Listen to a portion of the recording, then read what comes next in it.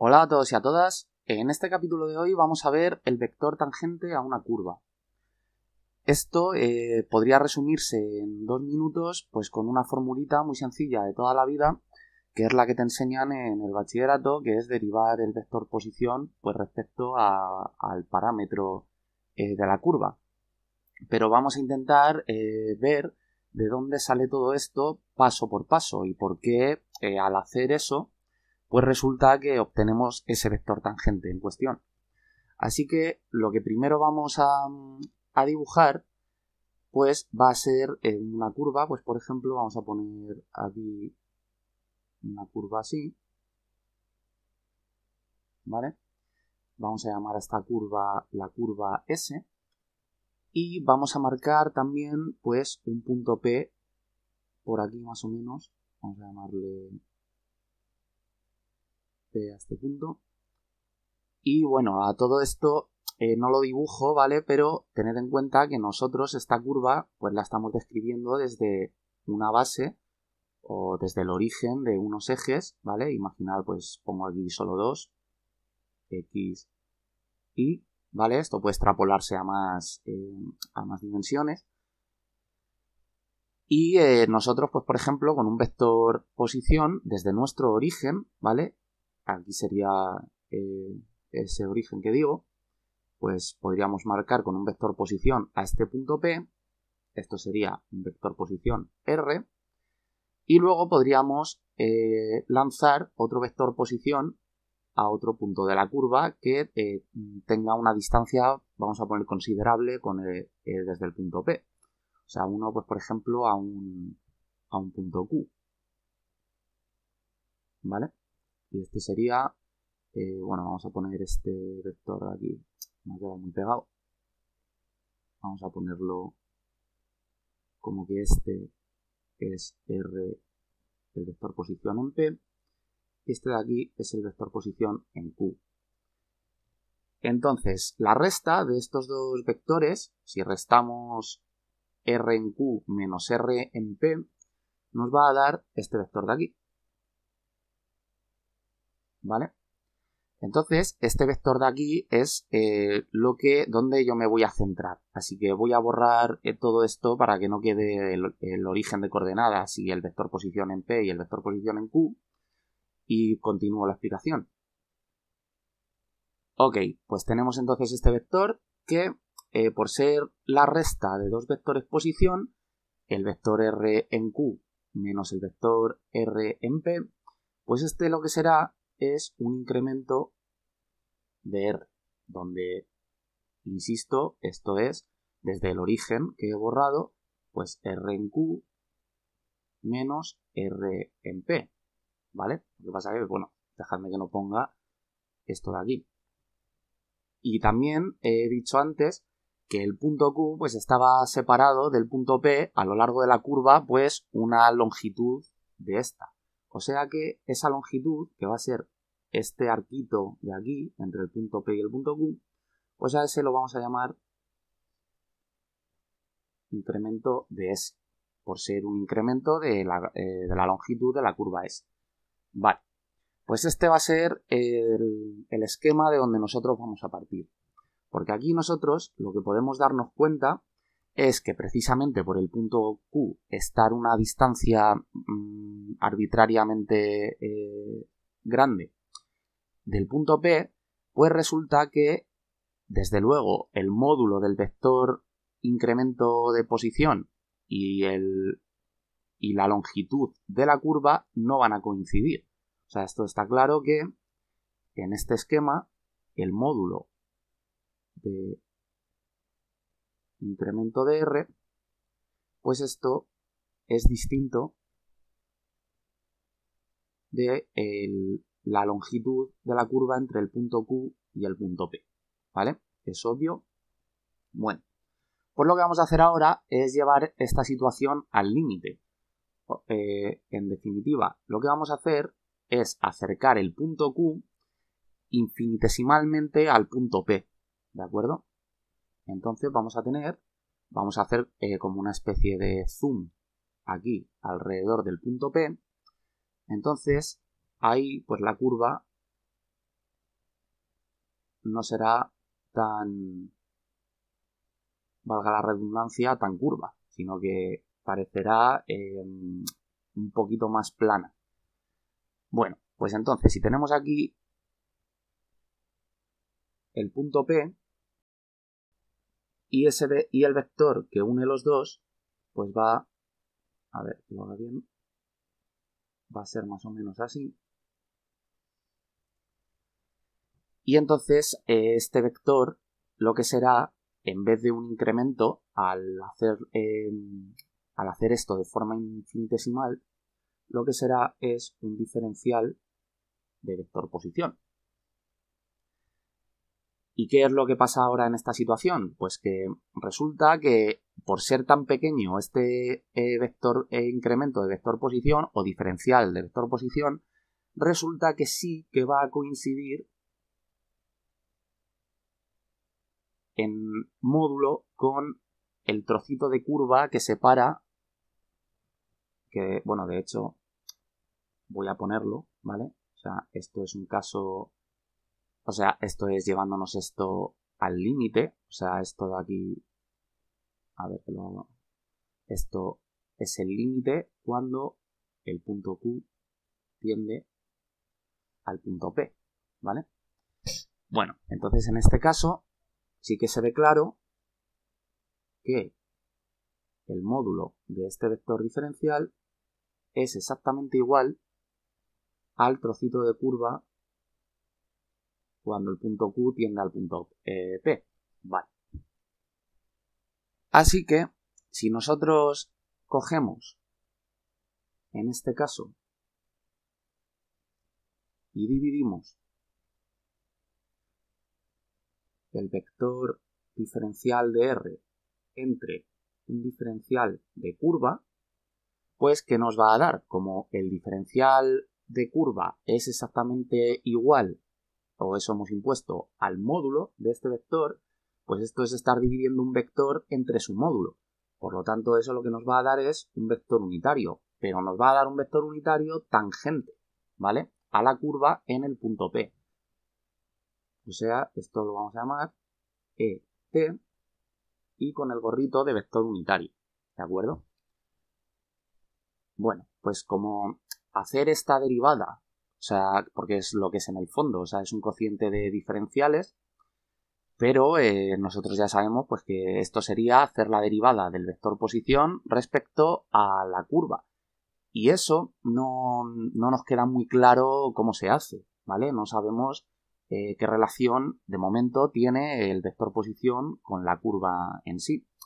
Así que para ello lo que vamos a hacer es dibujar la curva en unos ejes cartesianos y parametrizarla. O sea, vamos a poner pues, por aquí nuestro eje X, por aquí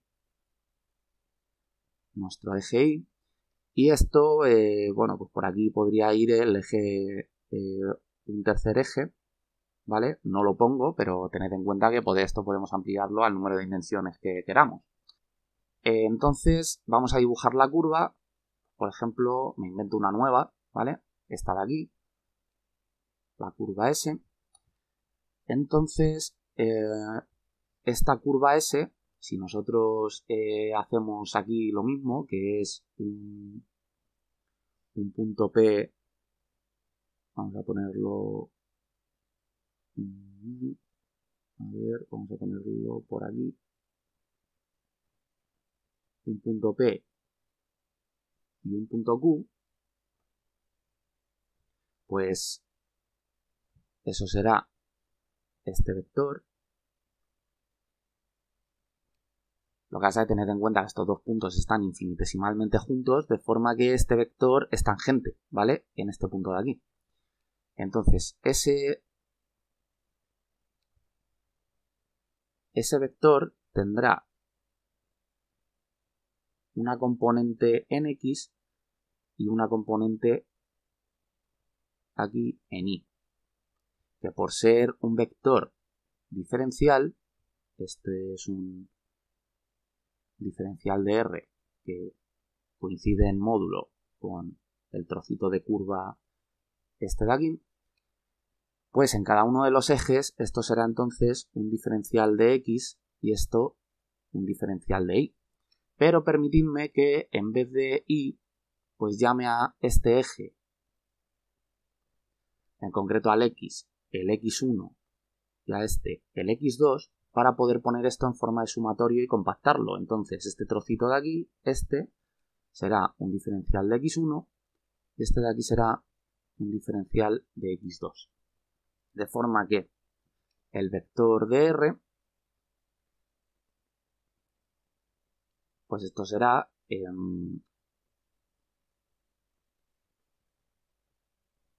de x1 más, de hecho, de x1 por el vector unitario e1, ¿vale? Ese vector unitario sería este de aquí, o sea, este sería el e1 y este de aquí sería el e2 y habría uno en cada dirección de todos los ejes que quisiéramos poner, ¿vale?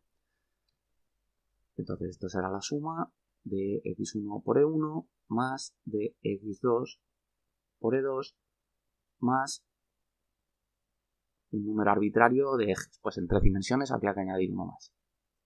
Y esto lo podemos compactar en un sumatorio desde, o sea, y igual a 1, ponemos, da igual, hasta n de x y por e. Y esto reproduce, este sumatorio reproduce todo esto aquí. Vale. Pero, como dr es igual en módulo que ds, pues aquí podemos coger perfectamente y poner esto. Poner ds y añadirle carácter vectorial. Porque al final el trocito de curva, por haber hecho el límite cuando q tiende a p, en el límite es un trozo que es recto y por eso coinciden en módulo, ¿vale? Bueno, pues si nosotros hacemos el producto escalar de este vector por sí mismo, ¿qué es lo que nos va a dar? Pues nos dará su módulo al cuadrado, o sea, ds al cuadrado, que esto es el producto escalar de ds por ds. Y entonces eso será el producto escalar de este sumatorio, o sea, el sumatorio desde i igual a 1 hasta n de xy por y, producto escalar, el sumatorio, vale, el sumatorio, y ahora cambiamos el índice desde j igual a 1 hasta n de dxj por ej. Vale, pues podemos sacar los sumatorios y estos diferenciales porque son módulos, ¿vale? Son números, y el producto escalar pues solo involucra vectores, o sea, a este y a este.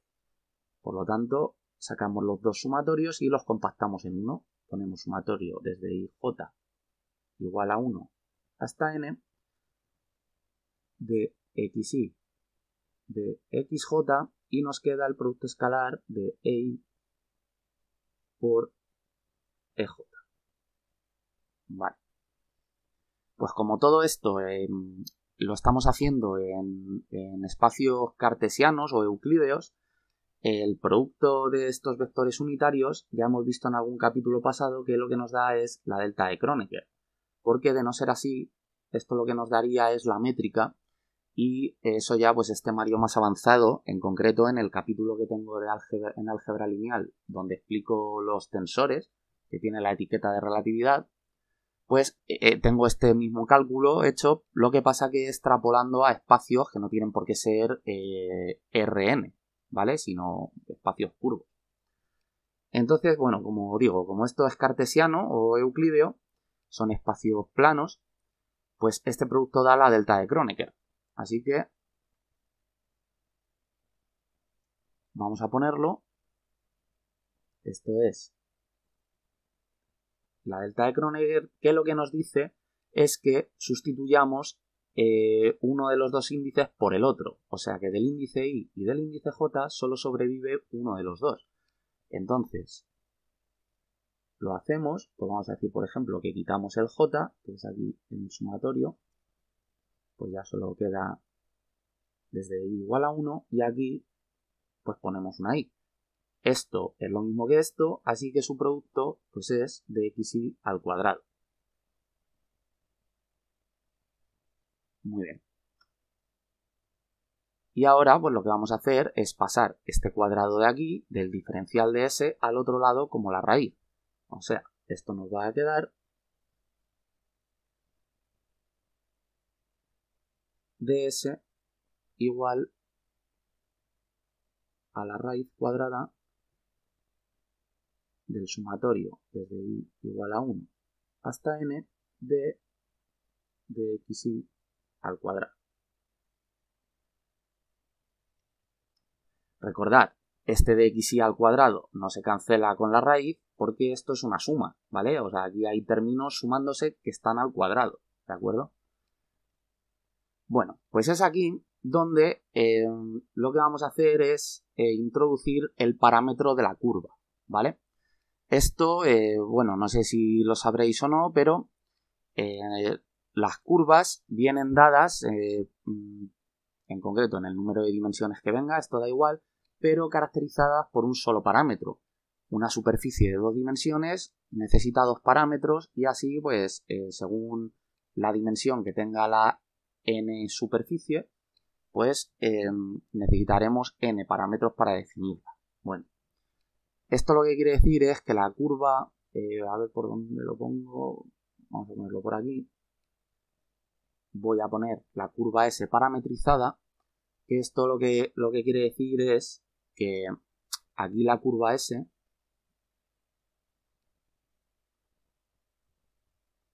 va a venir definida en función de un parámetro, pues vamos a llamarlo lambda, ¿vale? Y eso significa que un punto de la curva que tendrá coordenada X, coordenada Y, bueno, yo aquí lo he llamado X1, X2, pero bueno, aquí da igual, X, Y y Z, ¿vale? Si estamos en 3 dimensiones, pues esto significa que la X vendrá dada pues por una función en lambda, la Y vendrá dada por otra función, vamos a llamarla G, también en lambda, y la Z pues vendrá dada por otra función, vamos a llamarla H, también en lambda.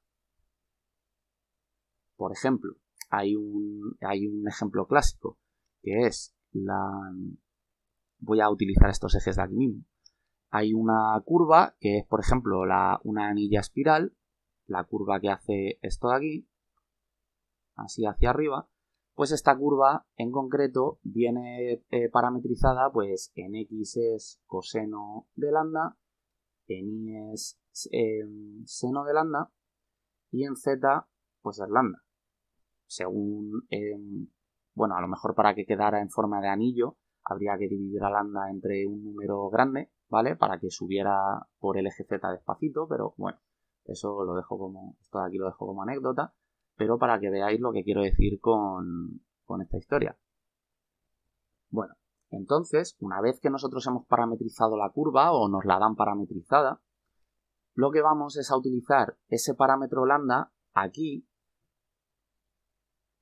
y multiplicaremos por d lambda y dividiremos entre d lambda. Entonces, este d lambda del denominador lo meteremos dentro de la raíz y lo que tendremos pues es esto. Tendremos el dxy al cuadrado entre un diferencial de lambda al cuadrado y aquí fuera queda un d lambda. Entonces ahora lo que hacemos para resolver esta ecuación es integrar a ambos lados del igual y lo que nos da, pues al lado izquierdo es un incremento de longitud de curva que es igual a esta integral de aquí, a la integral de raíz de todo esto. Entonces, bueno, aquí podríamos, por ejemplo, esto no lo voy a hacer, ¿vale? Pero podríamos sustituir esto de aquí, que en el fondo es de xy respecto a lambda elevado al cuadrado. Esto podríamos poner xy punto al cuadrado, ¿vale? Esto pues lo digo por si veis en alguna bibliografía que utilizan esa notación, ¿vale? Y esta integral pues entre dos puntos de la curva que cada uno llevará asociado un parámetro, pues lambda 0 vamos a poner y lambda 1. Y entonces es así como encontramos la longitud de una curva entre dos puntos, ¿vale? Pero eso no es lo que queremos nosotros. Lo que nosotros queremos es encontrar un vector tangente. Entonces vamos a hacer lo siguiente. Voy a borrar esto de aquí porque pese a que, esta fórmula es cierta, ¿vale? Pero como eso no es lo que queremos encontrar, vamos a usar esta de aquí y lo que vamos es a traernos este diferencial de lambda dividiendo aquí a este diferencial de s, ¿de acuerdo? De esta manera. Vamos a tener diferencial de s entre diferencial de lambda. O sea, en definitiva, la derivada de s, la derivada de la curva respecto al parámetro. Y eso es esto de aquí. Entonces, bueno, esto todavía no queda muy claro qué es. O sea, sí, es una raíz con un sumatorio y aquí dentro unas derivadas al cuadrado y tal. Pero geométricamente todavía no sabemos a qué corresponde esto. Pero tranquilos porque eso lo vamos a ver ahora mismo. Porque recordad que antes os decía que esta fórmula de aquí, pues nosotros no sabemos cómo hacer la derivada de un vector posición respecto a un trocito infinitesimal de longitud de curva. Pero, como vemos, la curva S está parametrizada en lambda. O sea que, de alguna manera, si tenemos esta ecuación en la que el vector tangente es la derivada de un vector posición respecto a la curva S, pues acabamos de ver que esta curva S depende de lambda de alguna forma, ¿vale? No es que dependa de lambda la curva, sino que cada punto de la curva, cada una de sus coordenadas, podemos parametrizarla como una función en lambda, ¿vale? Entonces esto lo que quiere decir aquí es que nosotros podemos aplicar la regla de la cadena y derivar de R respecto a lambda y entonces aquí de lambda respecto a S, ¿vale? Y esto de aquí ya lo tenemos, es este cociente pero la inversa.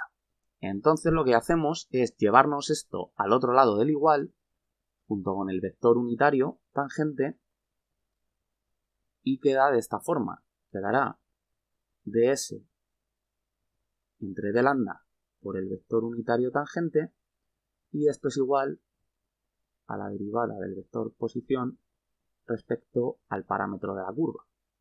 Vale. Entonces esta derivada de aquí, pues hemos visto que es esta raíz, ¿vale? Así que voy a borrarlo y lo pongo al lado. De hecho voy a hacer un copy paste y así me ahorro escribirlo otra vez. Vale. Que quede claro que este vector, a ver que me ha salido muy pegado, que quede claro que ese vector unitario está fuera de la raíz, ¿de acuerdo? Entonces ahora ya podemos darle una interpretación a esta raíz en cuestión, a lo que era la derivada de la curva respecto al parámetro. Esto de aquí, si este vector es un vector unitario, pues esto no queda otra que sea el módulo de ese vector unitario. De forma que el vector pueda absorber esta cantidad, que es un escalar, ¿de acuerdo? Y darle una longitud a este vector. Por lo tanto, al hacer eso, ya lo que tenemos es un vector tangente que no es unitario, por eso le pongo esta raya de vector, y eso es la derivada del vector posición respecto al lambda, al parámetro de la curva. Y esta es la fórmula que os comentaba al principio del vídeo, que se da siempre que queremos calcular un vector tangente a una curva dada, pues lo que se hace es la derivada de ese vector posición respecto al parámetro, ¿vale? Y bueno, esta fórmula, pues muchos profesores, por desgracia, directamente la introducen así, como si queréis calcular un vector tangente a una curva, haced la derivada esta de aquí. Y no os explica por qué. O sea, por qué la derivada respecto a un parámetro justo da el vector tangente, ¿vale? Entonces, bueno, por comentar que esta fórmula de aquí es una fórmula matemática y que en la física, cada vez que calculamos un vector tangente a una curva, que esa curva pues, va a representar la mayoría de las veces, al menos en la dinámica, trayectorias en el espacio, pues el parámetro de esas trayectorias, o sea, la lambda aquí, en física, eso siempre va a ser el tiempo. O sea que derivar un vector posición respecto al tiempo, siendo el tiempo un parámetro, pues esto ya sabréis qué es lo que nos da. Esto nos da el vector velocidad. Y por eso el vector velocidad siempre es un vector tangente a la curva que representa la trayectoria de un objeto, ¿vale? No por casualidad, sino porque por la construcción que hemos ido haciendo, pues resulta que es así, es lo que da. Así que nada, pues yo creo que ya no tengo nada más que contar. Espero que hayáis entendido el vídeo, os haya gustado y nos vemos en el siguiente.